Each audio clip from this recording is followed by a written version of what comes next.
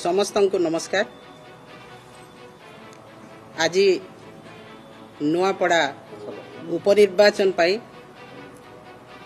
बिजु जनता दल तरफ आमर प्रिय नेता सर्वमान्य नेता बिजु जनता दल सभापति पूर्वतन मुख्यमंत्री वर्तमान विरोधी दलर नेता मान्यवर नवीन पट्टनायक महोदय मते प्रार्थी भाव में घोषणा करिथिबारु मु तांको हृदय सहित कृतज्ञता एवं धन्यवाद अर्पण करुछि।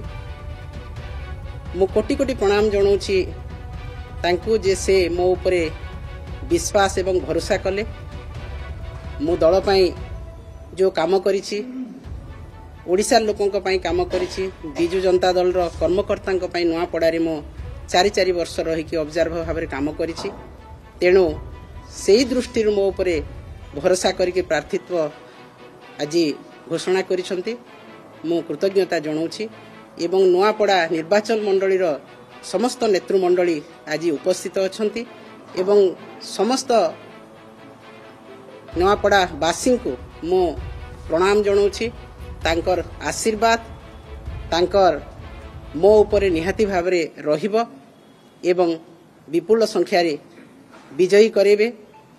मो आज संकल्प नौछि आज दिनठू मो नुआपड़ा निर्वाचन मंडलीर परिवार सदस्य से माने समस्ते मोर परिवार सदस्य नुआपड़ा बासिंकर सुख दुख अभाव असुविधा समय रे प्रत्येक समय रे मो जीवन रो शेष निश्वास पर्यंत रहिबी तांकर सेवा करिबी।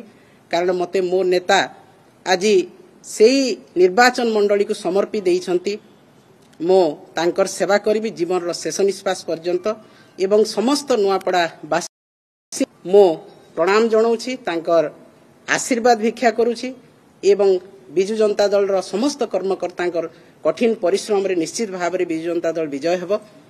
आज नुआपड़ा रे गोटे विचारधारा नीति आदर्श धर्म एवं न्याय युद्ध हेबो। ए निर्वाचन रे धर्म संस्थापन हेबो न्याय संस्थापन हेबो एवं जो माने नीति आदर्श बाहरे अधर्मर निर्वाचन लड़िबा को चाहुछंती नुआपड़ा बासी निश्चित भाव में तांको